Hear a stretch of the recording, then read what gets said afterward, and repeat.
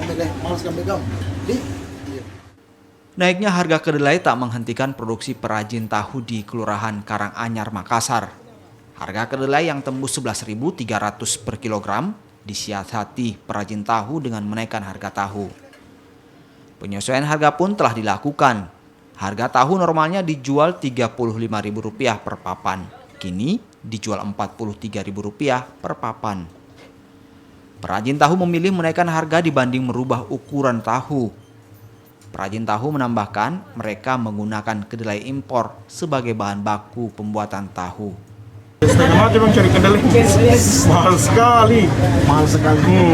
Sampai harga 11.000 lebih sekarang. 11.000. 11.000 lebih sekarang.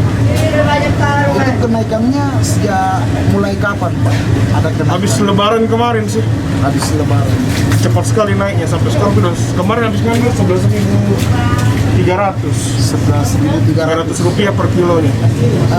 Kalau waktu masih normal, Pak, harganya berapa per kilo? Sebelum pandemi sudah sekitar 7.000, 6.000 sudah 7.500 itu sudah mahal sekali. Sudah mahal sekali.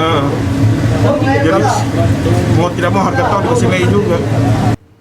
Sebelumnya, harga kedelai dikeluhkan sejumlah perajin tahu tempe di tanah air. Mereka berharap pemerintah dapat menekan harga untuk minimalisir kenaikan harga kedelai di pasaran.